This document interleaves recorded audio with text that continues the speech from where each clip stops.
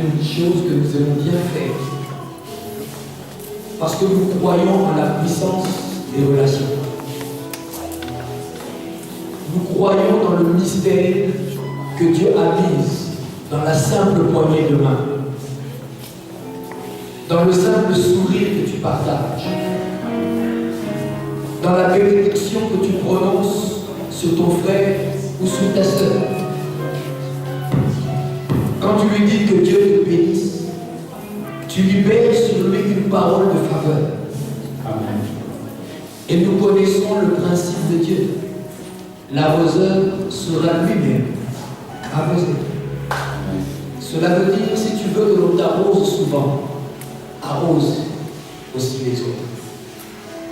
Alléluia. Et moi je nous dis bienvenue devant le trône du Père.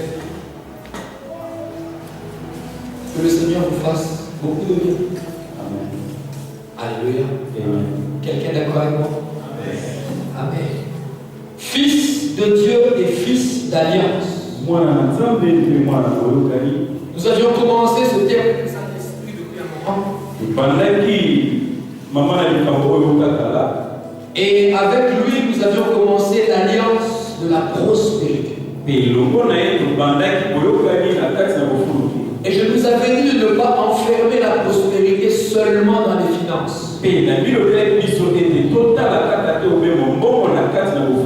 L'apôtre Jean nous dit dans 3 Jean 2. Bien-aimé, je souhaite que tu prospères à tous égards. De la même manière que prospère l'état de ton âme. Dieu dit à tous égards. Il a donc étendu ta prospérité à tous les degrés de ta vie. À tous les niveaux de ton existence. Il a étendu sa prospérité à toutes les couches sociales.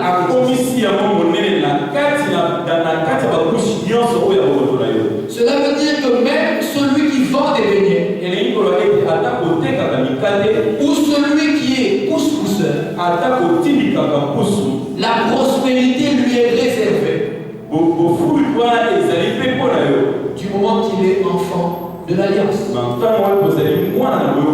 Cela veut dire que celui qui travaille ou celui qui est en transition entre les études et un travail ont droit tous les deux à la prospérité. Celui qui est sur la ligne d'hôpital a droit à la prospérité. Alléluia. Et alors, quand le Seigneur nous en parlait, il nous parlait des conditions pour que nous puissions entrer et vivre notre alliance de prospérité. La première condition était naître de nouveau. Et j'avais largement expliqué la nécessité de la nouvelle naissance dans l'alliance de la prospérité.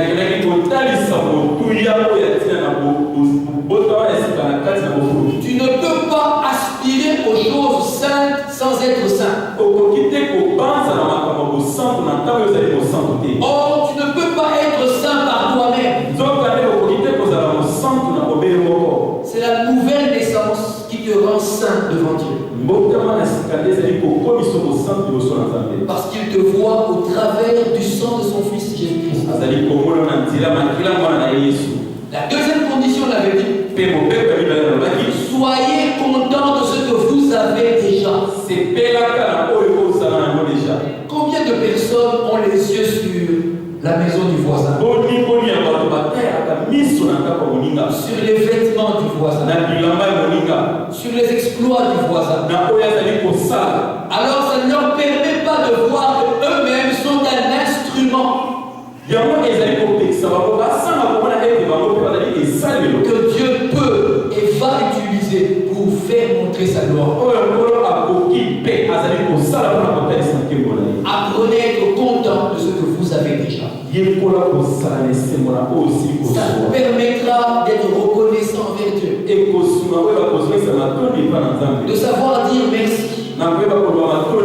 Celui qui ne voit que ce qu'il n'a pas ne pourra jamais apprécier ce qu'il a. Alléluia. Amen. Jamais. Quand tu as l'impression que le voisin a mieux que moi, tu ne te rendras jamais compte que toi tu as mieux que lui aussi.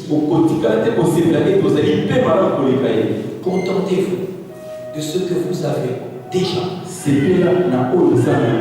Et la troisième condition, celle sur laquelle nous parlions, la libéralité et le donner. La libéralité et le donner.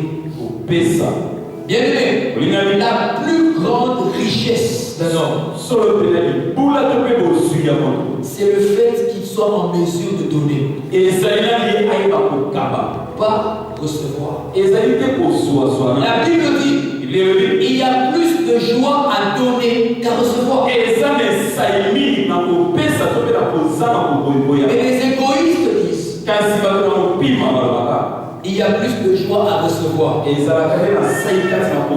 Ils n'ont rien compris. La parole est là. Proverbe 11, verset 24. Proverbe 11, 24. Tel qui donne libéralement devient plus riche.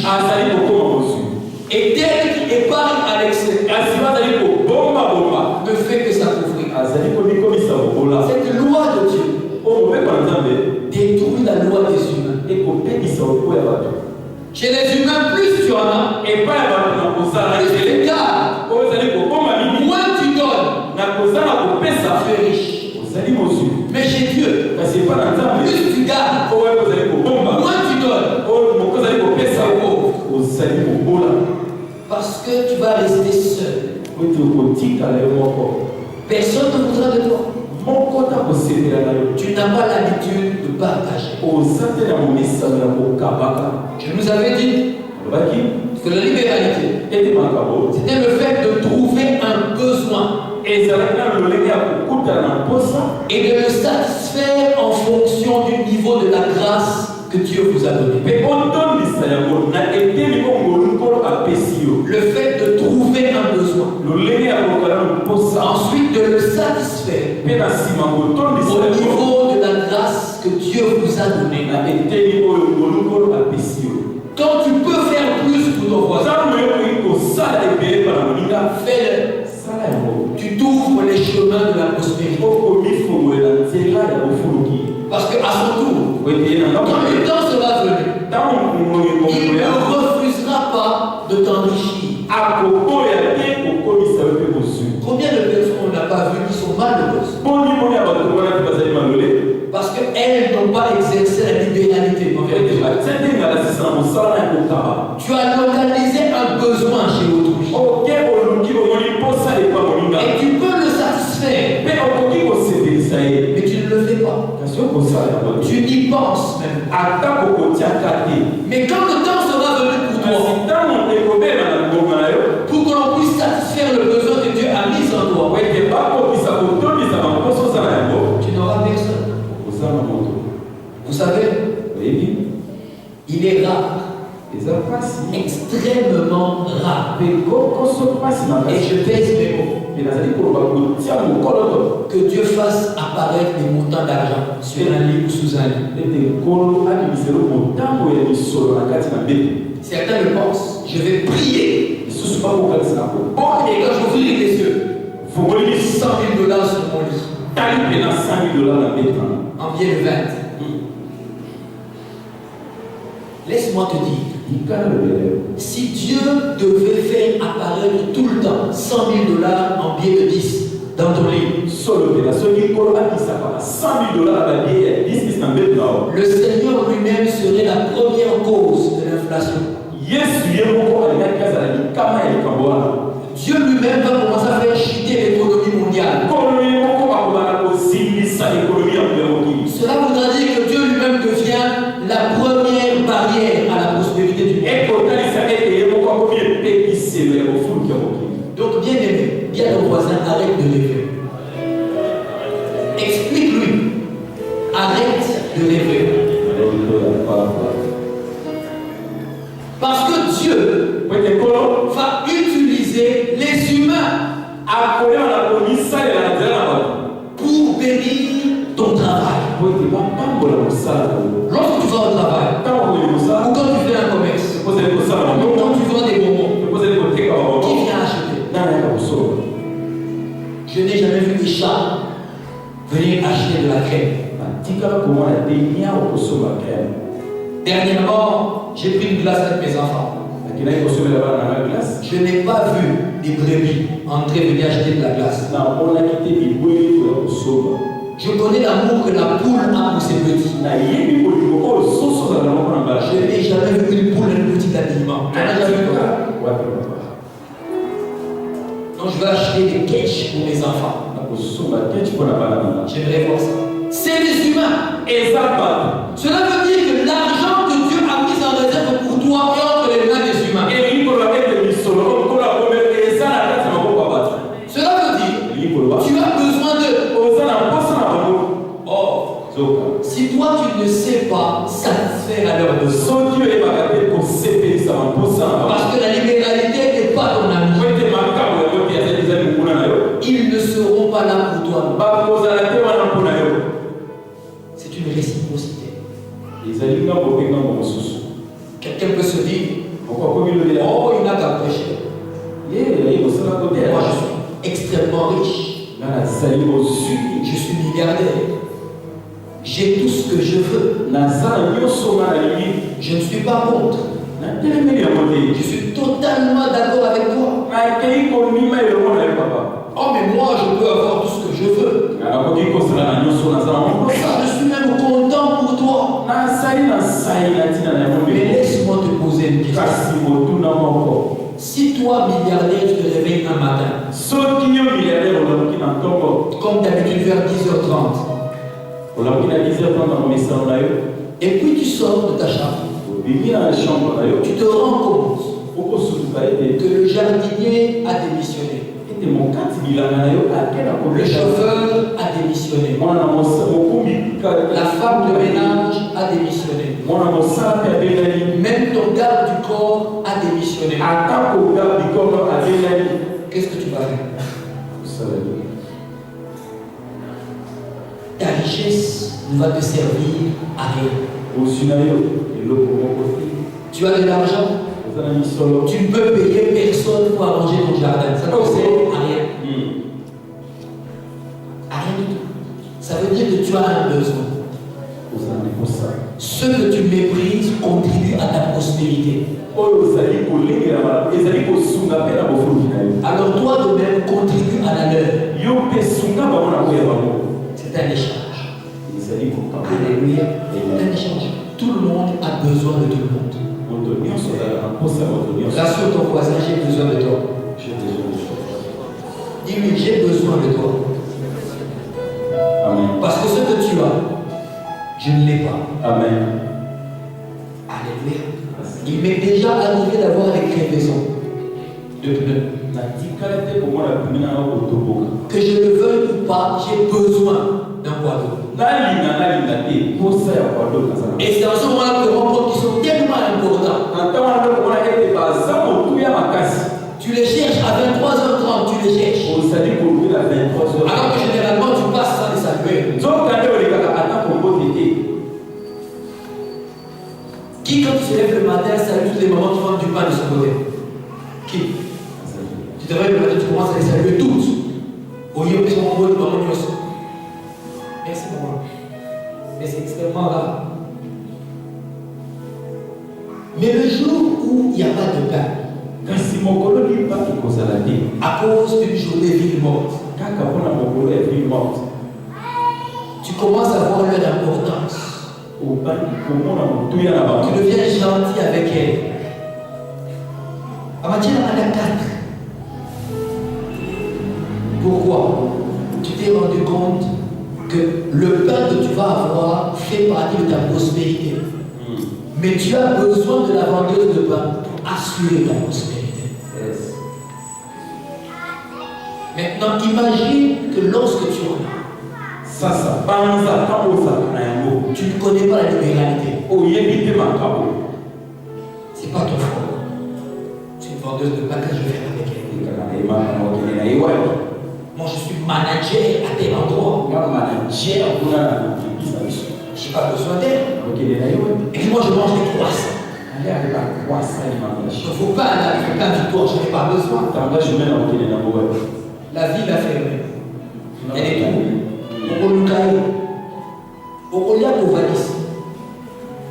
Et tu verras à quel point cette personne est importante pour ta prospérité. Amen.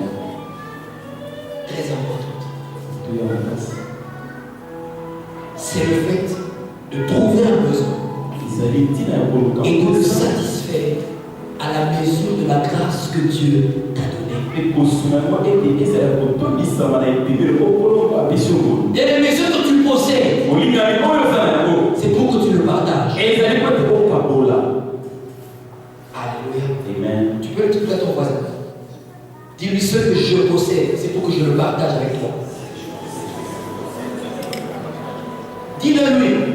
N'aie pas peur qu'à la fin, il dise justement ma soeur. Tu te rappelles que tu m'avais dit qu'on devait partager. Dis-lui, ce que je possède, c'est pour que je le partage avec toi. Alléluia. Seuls les égoïstes ne le disent pas. Et ils ont peur de les faire ici. Alors ils disent pour eux, c'est la rap de culte. Frère, comme tu as ma veste, le mec c'est que tu as, c'est pour qu'on partage.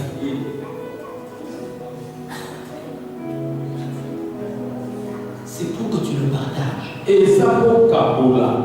Ce que Dieu a mis entre tes mains, c'est pour que tu le partages. Parfois tu te rends compte que ce que tu possèdes dépasse tes besoins. Tu n'as jamais rendu compte de ça parfois. Ce que tu as dépasse tes besoins. C'est parce que quelqu'un d'autre, quelque part, en a besoin. Et Dieu a répondu à sa prière par toi. Or, on trouve encore des chrétiens qui le matin s'énervent. Je ne sais pas quoi mettre. Là, c'est devant la garde de mort. Souvent, nos bien-aimés seuls. Je ne sais pas quoi mettre. Là, elle a dit comme ça 36 robes. C'est pas mauvais. Chacun de nous a été béni à son niveau. Ce n'est pas mauvais. Avoir plus de moyens qu'un autre n'a jamais été un péché. Et même que je prie afin que le Seigneur fasse excéder en vous ce que vous possédez. Yes. Amen, amen, amen. Mais sachez contrôler. Tu en as beaucoup, tu ne sais pas quoi mettre. Pourquoi? On m'a déjà vu avec ça. Ils sont heureux avec le problème. Voilà le problème. Quand tu as acheté, qui a cotisé avec toi? Celui qui va se moquer de toi, et à la vie 2 fois, il n'a pas moins comme assis là. Hier, nous sommes vraiment assis là. A cotisé combien pour là? Maintenant, pourquoi tu te préoccupes de son avis? Tu en fais un drame. Tu pleures. Tu t'endettes et même tu voles. Pourquoi? Pas moi, on a 1 euro, 2 fois la même robe. Et alors?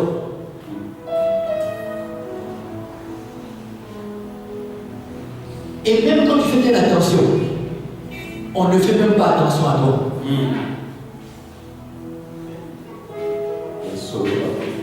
J'ai vécu ça à mon propre mariage. La cérémonie de la dot et du mariage civil. J'ai porté le même ensemble. Je n'ai changé que la chemise et la veste. Et la cravate dedans. La chemise. On le met le corps aussi. Et les chaussettes. Mais c'était les mêmes chaussures. La même veste. Le même pantalon. Pour le mariage civil et pour le mariage coutumier. Qu'est-ce qu'il y a pour toi? Je suis marié, oui ou non? Oui. Je suis même très marié. Il y a des choses qui ne sont pas nécessaires. Et ça, la vie, or, la libéralité est un moyen pour Dieu de vous apprendre à ne pas vous attacher excessivement à ce que vous possédez. C'est pour ça que Dieu veut que vous exerciez la libéralité, apprendre à vous débarrasser. Là-bas, là. Donc celui qui ce jour-là s'est rendu compte que il a mis la même veste que la fois dernière. C'est son problème. La libéralité est un moyen que Dieu a trouvé pour t'empêcher, toi, de sombrer dans la vanité.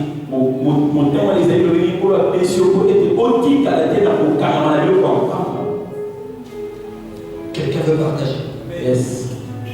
Quelqu'un est prêt à entrer dans l'esprit de la libéralité. Amen. Alors tu es prêt pour la richesse. Yes. Tu es prêt pour te richer selon Dieu. Alléluia. Amen. Je disais, plus tes mains sont ouvertes sur les autres, plus les cieux sont ouverts sur toi.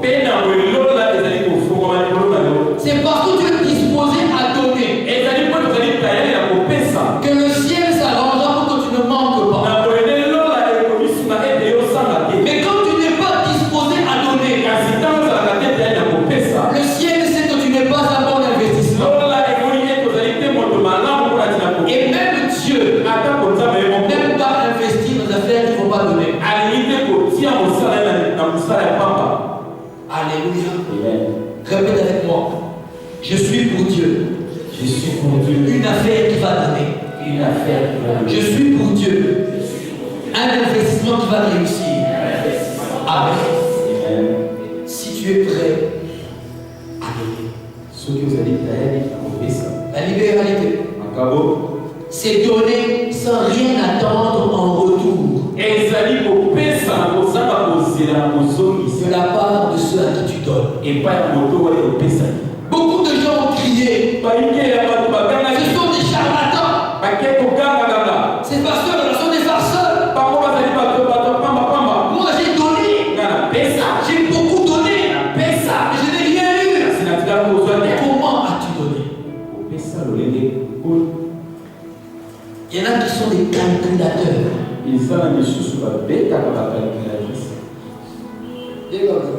Des fins calculateurs. Il ne fait rien sans voir ses intérêts. Même le don qu'il a fait, il l'a fait pour lui. Croyez-vous que celui qui fait un don à un musicien pour qu'on puisse citer souvent dans une chanson comme c'est courant chez nous en Afrique, il le fait parce qu'il aime le musicien? La preuve, s'il le fait et que le musicien en question ne chante pas son nom, il se fâche. Bien à sa faute. Alors, la prise, c'est pas bon, on n'a pas. Aïe, à sa faute. Mais tu as donné pour que je m'habite, tu as donné pour que je puisse servir tes intérêts. Beaucoup sont des calculateurs. Et c'est la différence entre les dons faits par les occultistes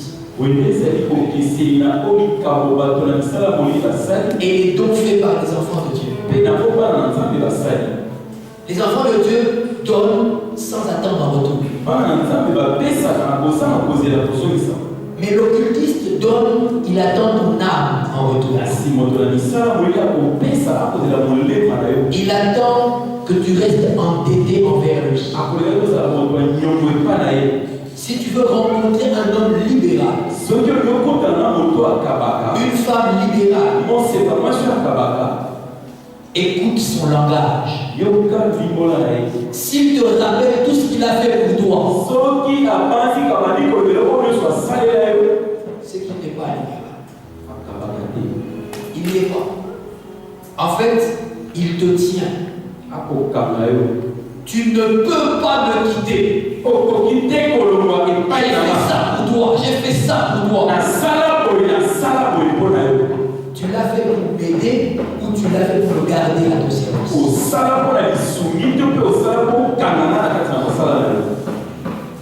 Comment donnes-tu? Moi, la semence, je n'y crois plus. Quand ils prêchent sur leur sémaille, sur leur moisson, vous récoltez, moi je ferme les oreilles, je n'y crois pas. J'ai donné de l'argent. Comment tu l'as fait? Comment tu l'as fait? T'es l'homme de Dieu. Oh, il n'est pas loin. La sémaille pas là. Moi j'ai donné des fesses, cet homme de Dieu. J'ai assuré ses vacances. La voiture qu'il a du reste. C'est moi. Je l'ai roulé que 3 fois avec lui. Mais qu'est-ce que j'ai fait en retour? Comment as-tu donné? Je nous avais dit au départ, c'est l'esprit qui accompagne, qui produit les effets. Comment tu l'as fait?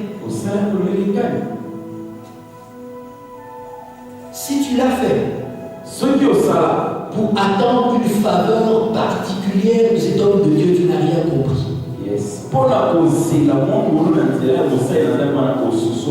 Oh oui, il y en a qui donnent pour piéger. Comme ça, je peux obtenir ces faveurs. Vous savez, premier don.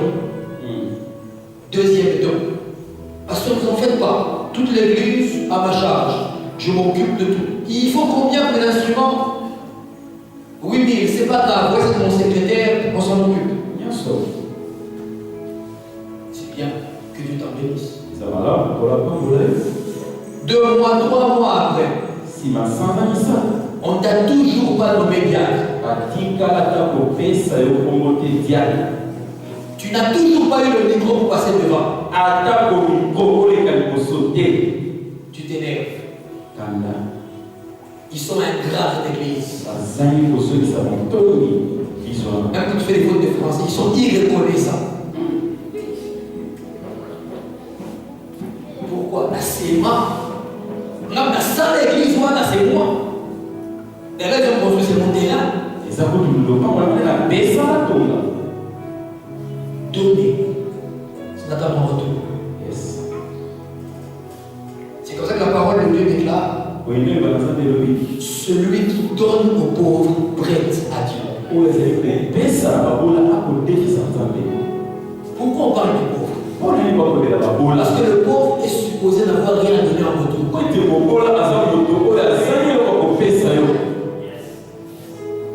Le riche, c'est facile.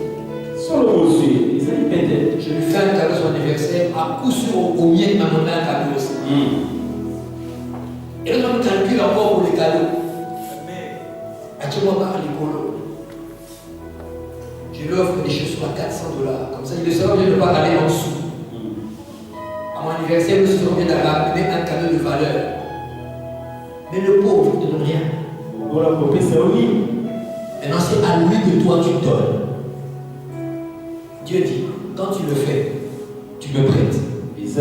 Or, la parole déclare par Dieu lui-même. Ne devez rien à personne, sinon de vous aimer les uns les autres.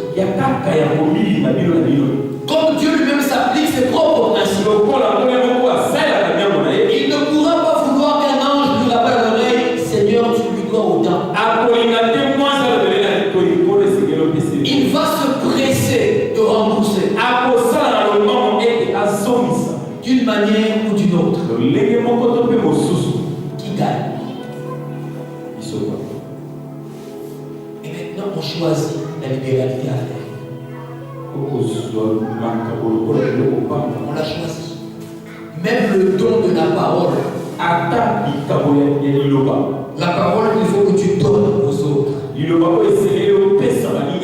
l'a choisi. Et on peut faire un test très clair, très calme. Il suffit de dire qui veut aller implanter trône de grâce à Madiba. Nani ali akende kobanda trop de grâce dans la dîme. Ou à Fizi. Topé la Fizi. Ou à Kasumbalesa. Vous n'aurez pas beaucoup de gens. Beaucoup sur la vérité.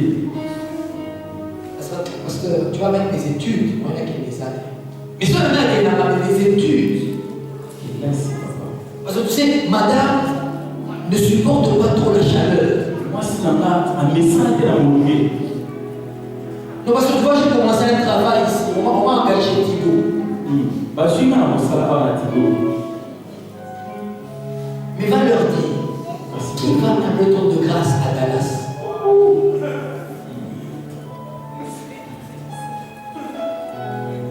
Qui va l'implanter à Dublin? Oui, papa. Je serai pasteur, tu es un homme de Dieu. Hier, quand je dormais, tu m'as montré les choses. Tu as vu Dallas? Tu m'as montré. Pourquoi ils vont réagir? Yes. Et tu dis, qui va le temps de grâce à Paris? Pasteur, c'est visionnaire. Ah, visionnaire. Ce matin, pasteur, ce matin, pasteur, j'ai vu la tour Eiffel. Je me dis, je demande au pasteur, c'est quoi l'explication? J'ai pas compris pour la vérité. Maintenant, j'ai compris, pasteur. À Sosoli. La pasteur, moi, pour Dieu, je peux aller. Je peux laisser des études. Madame suivra. Je pars d'abord pour l'éternité. Comme si tu lui dis, il n'y a pas de subside. Parce que c'est pas grave. Comme vous allez, papa. Non, on a ça, on a beaucoup froid. Il part pour lui. Pas pour l'évangile. Pas pour l'évangile. Pas pour l'évangile. Qui veut qu'on entende de grâce à Gombe? Pas le grand hôtel.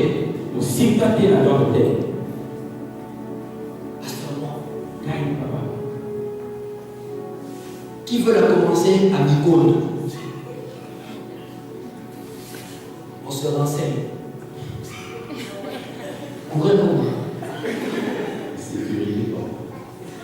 Et comme on a une fois tous les 3 mois,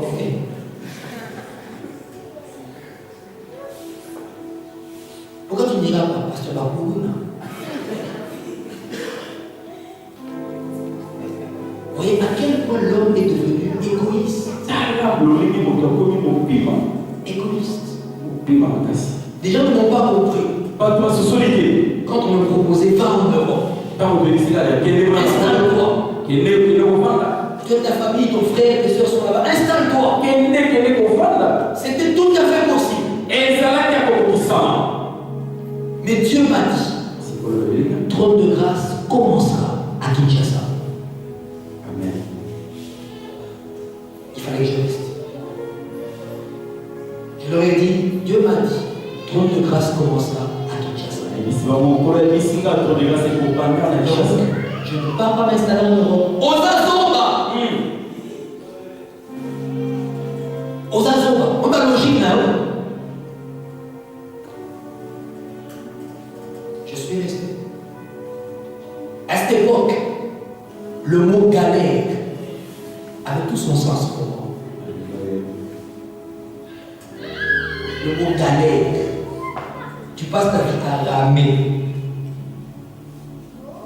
Tu as là ma promesse est ma carrière est remplie. Tu as là ma espoir. Foi, ma classe, c'est tout ce qu'il y avait. À part les promesses, l'espérance et la foi, c'est tout ce qu'il y avait. On te dit, va, même là-bas, tu peux commencer l'église. Il y a un peu plus de facilité. Oh oui, il y aura plus de facilité. Certainement qu'il y aura un nombre plus grand que celui-là. Mais Dieu m'a dit, l'évangile que tu vas donner commencera à qui? Là-bas, on m'a dit, mais écoute, tu auras des gens plus riches. Quelqu'un a osé me parler ma Gonza en euros.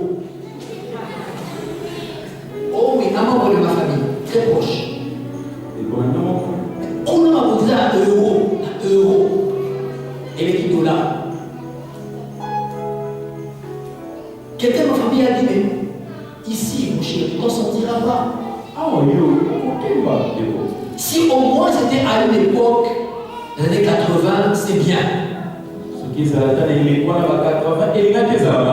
Quand on va continuer, on va faire des cafés, tu vois, une église, et puis il n'y a pas beaucoup. Donc ça va appeler une rue, 4 églises. Donc ça veut dire au moins 4 baffles par église tournées vers l'extérieur. Au moins les églises partout, qui viendra chez toi? Je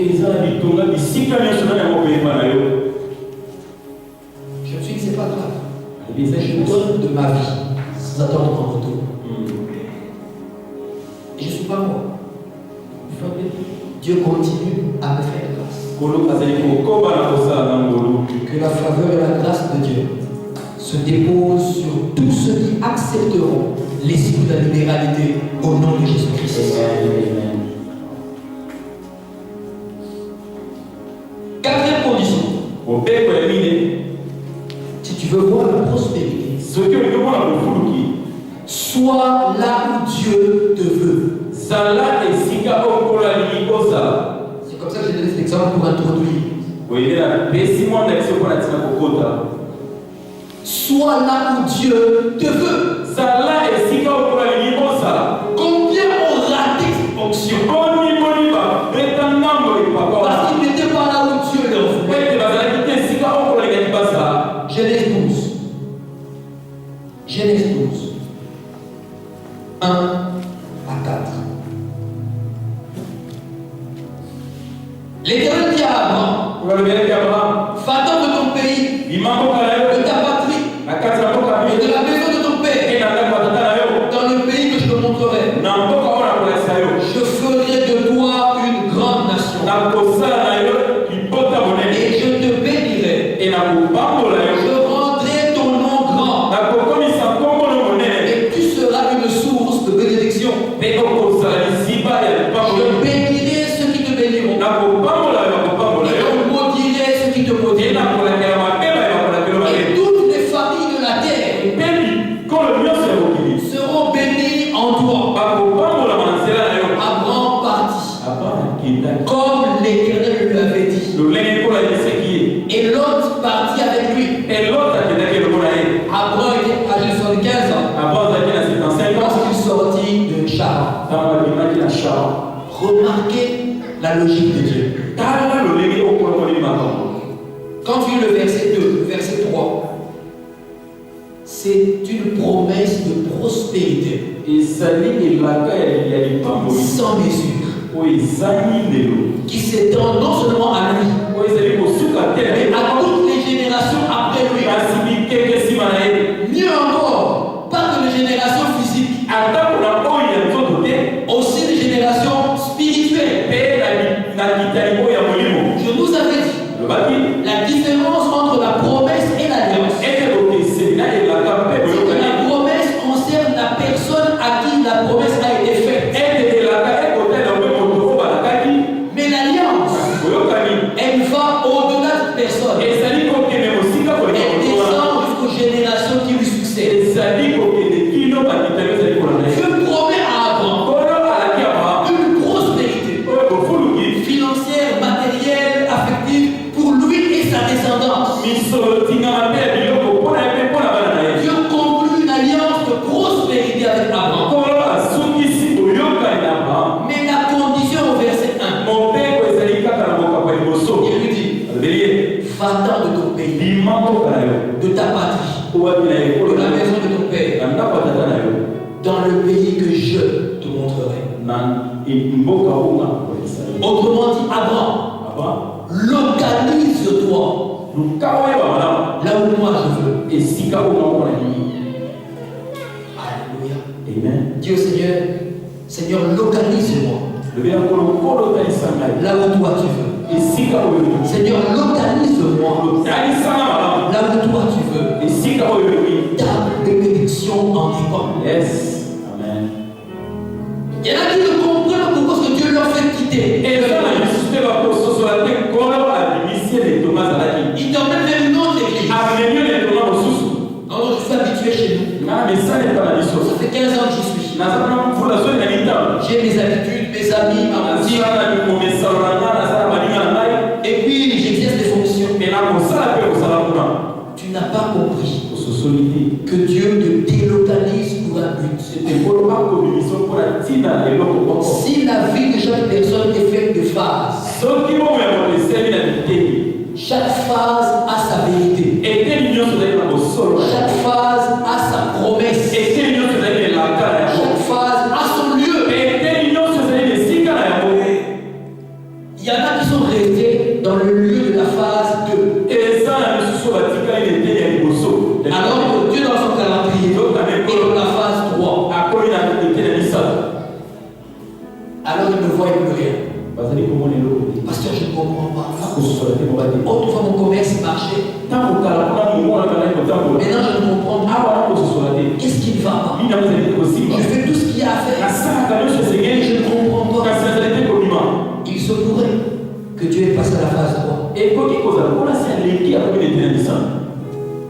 Que maintenant c'est plus les béliers passent à la vente des friperies. Amen.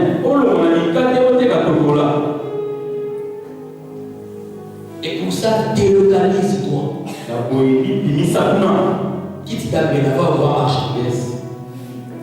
Et tu seras étonné de ce que Dieu veut faire. Alléluia. Il y en a qui sentent que le Seigneur te presse. Tu dois quitter le travail sur le trône. Tu as l'impression qu'on te pousse vers la porte de son corps. Accepte de délocaliser. Dis Seigneur, localise-moi là où toi tu veux. Et tu seras étonné des faveurs que tu vas avoir qui vont développer ta prospérité. Il y en a qui sont ailleurs alors que Dieu les veut ici. Amen. Il y en a qui regardent l'avenir en termes de Angola. Alors que Dieu sait qu'il va prospérer à Canaan. Seigneur, localise-moi. Abraham ne serait pas parti de la maison de son père. Tout ce que Dieu avait dit sur lui n'allait jamais s'accomplir. Pourquoi? Là où il était néfaste pour que Dieu accomplisse sa parole. Le père d'Abraham ne connaissait pas l'Éternel. En Mésopotamie, n'adorait pas l'Éternel. Le lieu n'était pas propice. Il devait partir. Sa nourriture n'y était plus. Le même Dieu a envoyé Élie au torrent de Kérit. Il dit là-bas, je te nourrirai. Il a envoyé même des corbeaux pour nourrir et miracle. Amen.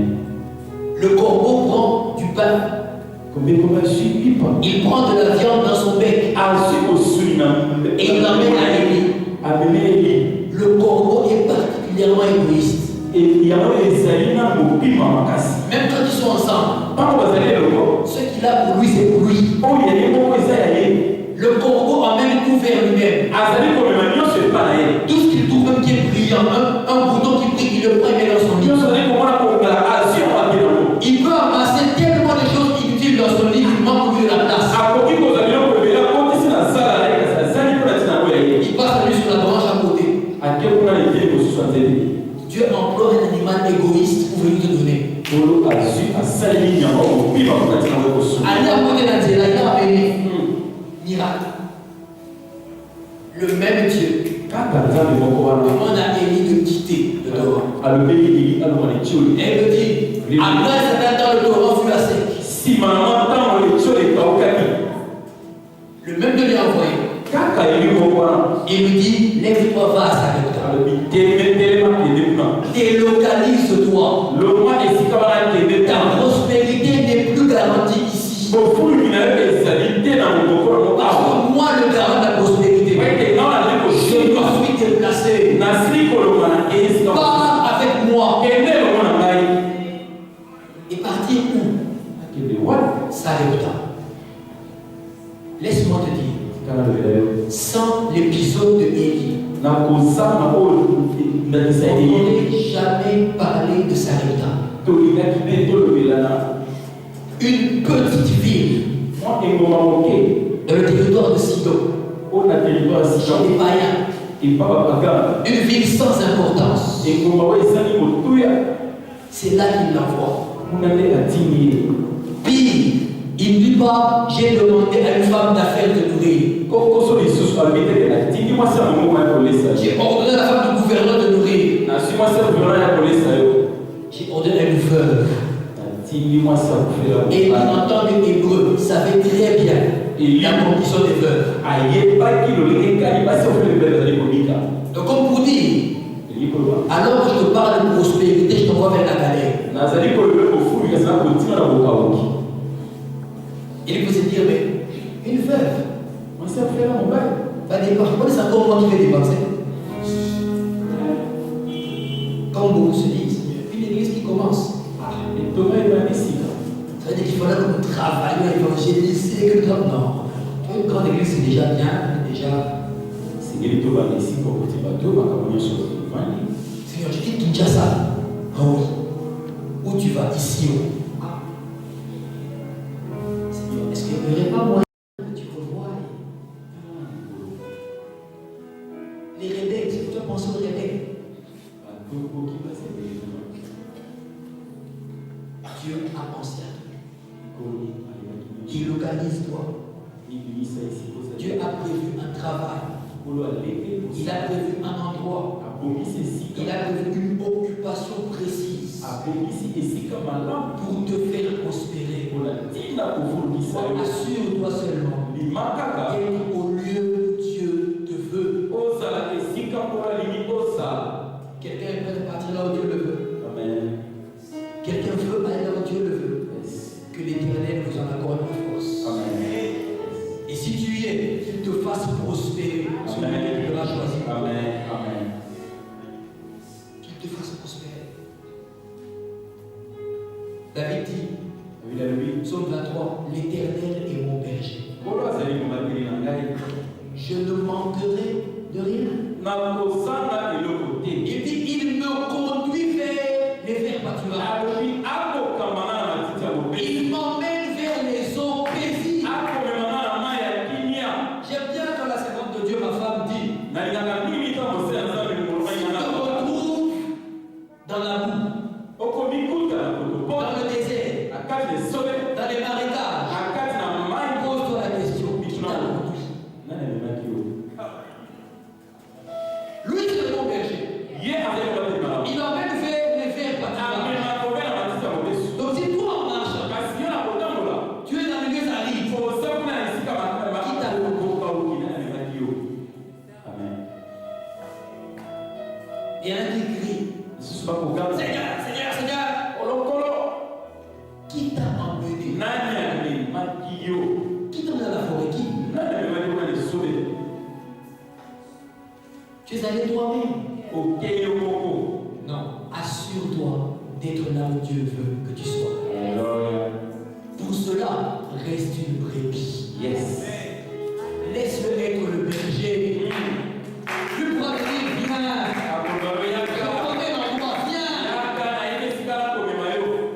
Et quand vous irez dans l'Irak, c'est ici. Tu regarderas ici. Oui, c'est ici. Même si là où Dieu l'a localisé, il n'y a rien qui puisse donner. Du moment que tu es là où Dieu te veut, il fera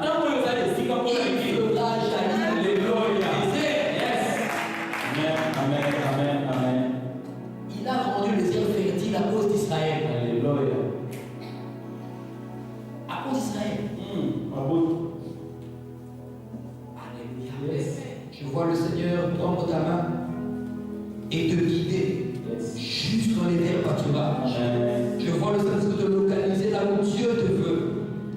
vois ta prospérité, ta terre, parce que tu es là où Dieu te veut, dans le nom puissant de Jésus. Amen, amen, amen, amen. Dernière condition, Suka. pour que tu puisses entrer c'est-à-dire sur la prospérité. Cette condition a un point d'exclamation à la fin. Alléluia. Amen. Dis-moi que tu aimes cette condition. Dis-moi, j'aime cette condition. Je n'ai pas encore dit, mais dis-moi, j'aime cette condition. Qu'elle s'attache à moi. Que je te la dise. Il y a un point d'exclamation à la fin. Travailler. Salah. Mets bien le point d'exclamation à la fin. Mais ne l'oublie pas. Travailler. Salah. Ne soyez pas de ceux-là qui vivent des rêves. Des rêves qui ne vont jamais s'accomplir. Ne soyez pas de ceux-là. Je refuse ce trône de grâce. Et sur toute personne à travers le monde qui entendra ce message, je ferme l'accès de l'oisiveté. Je vous ferme les portes de l'oisiveté.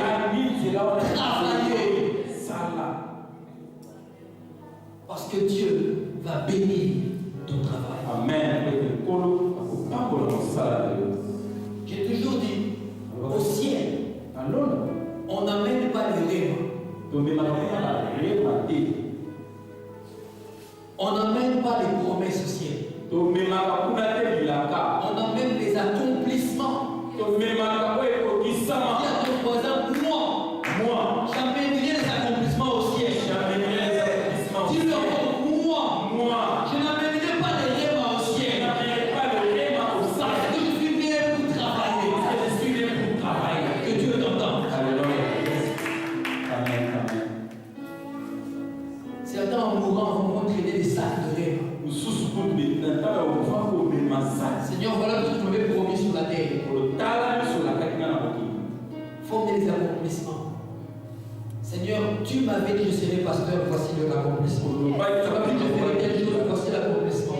Tu m'avais promis telle chose, voici l'accomplissement. Il dira pour un fidèle serviteur. Pour cela, arrêtez de rêver. Genèse 26. 12 à 25. Sinon, je ne le lirai pas entièrement.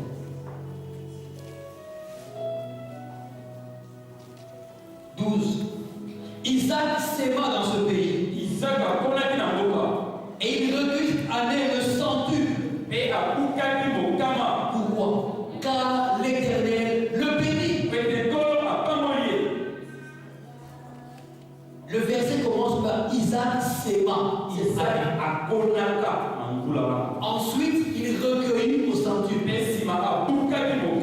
Hier encore, je disais, bien-aimé, quand tu as un grain de maïs, juste un seul, tu l'imagines, juste un seul, fais comme ça avec moi, un grain de maïs, juste un seul. Quand tu le plantes en terre, qu'est-ce qui te reste entre les mains? Rien du tout. Un seul grain.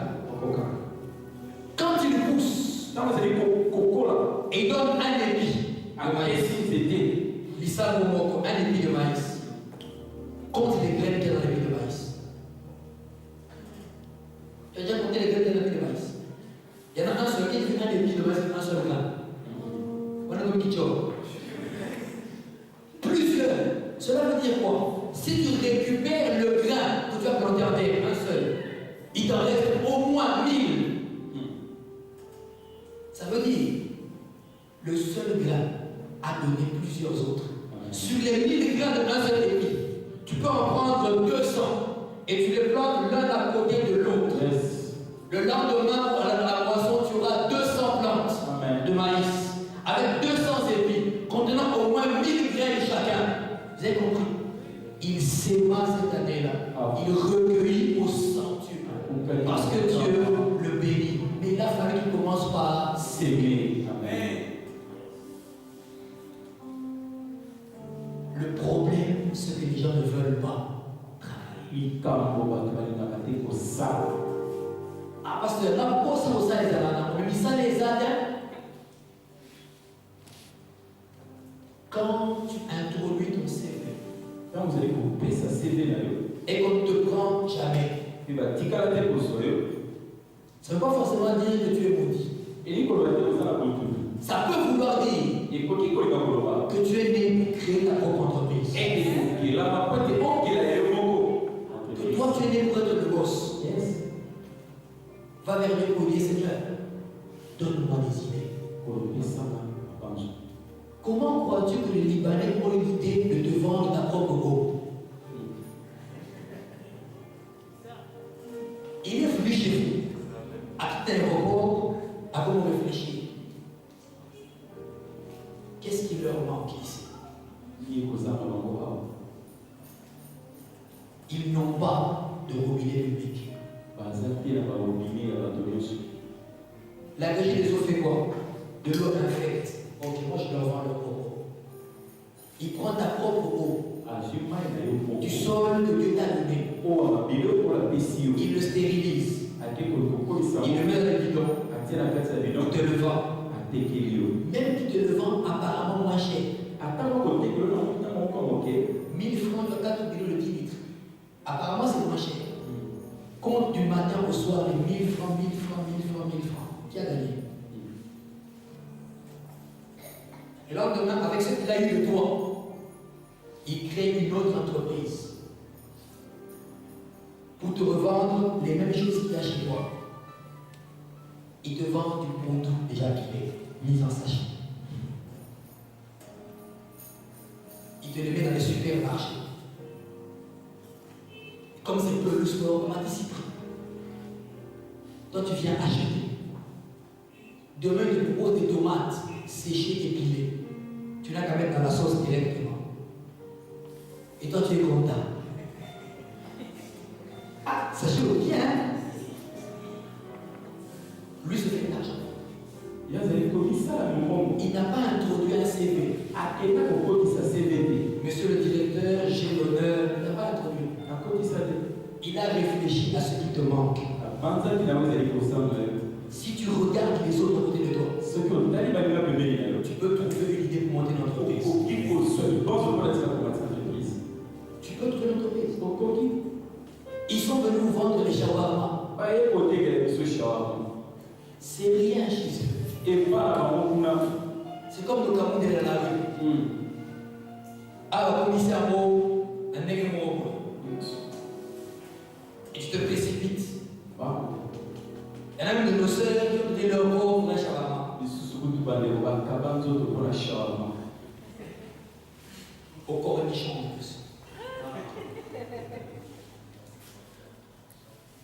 Les idées. Travailler. Si ce principe est valable pour les païens, c'est que pour toi c'est valable au centuple. Ça veut dire que sur la même chose, si tu touches 20 000 de bénéfices, Dieu a réservé 60, 70 et 100 000 pour toi. Travailler. Isaac a creusé des puits. Les Philistins venus, ils ont comblé les puits. Il est parti ailleurs, il a encore creusé. Ils ont encore détruit. Il est allé ailleurs, il a encore creusé. Finalement, ils l'ont laissé tomber. La Bible d'Isaac, il alla en devenant riche, jusqu'à devenir, j'aime le terme, fort. Dis avec moi, fort riche. Fort riche. Avec foi, fort riche. Fort riche. Le Dieu d'Isaac, c'est ton Dieu ce matin. Amen. C'est ton Dieu ce matin. Amen. Et bien les adjudants, c'est ton Dieu. Rien ne dit que tu vas rester là où tu travailles. Un mot chiffre du soir, chiffre du matin, un mot moyen, non, non. Commence à penser à ton entreprise. Comment toi, à ton tour, tu pourras employer d'autres personnes. Yes. Qui a déjà pensé au service du thé et du café dans les matins? C'est courant. Matin, dans notre café, qui a déjà pensé? Donc moi, je monte un service qui ne s'occupe que du thé, du café et du pain dans les deux. Je vais faire mes propositions. Qui a déjà pensé à ça?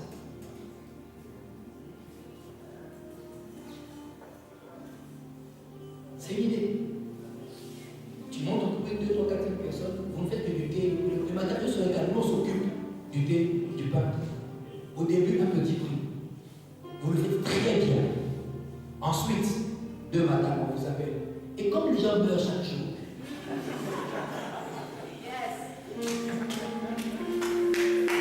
très vite, les gens meurent chaque jour. Et les madames, chaque jour, partout. Tu as trouvé un service. Le côté de la catafale, et c'est déjà gueulé. Il y a un côté de tea, café, mama. Et tu vas voir. Au départ, le bas. Après, ça vous coûte à l'heure. Tu n'as pas ça pour les gars. Amen.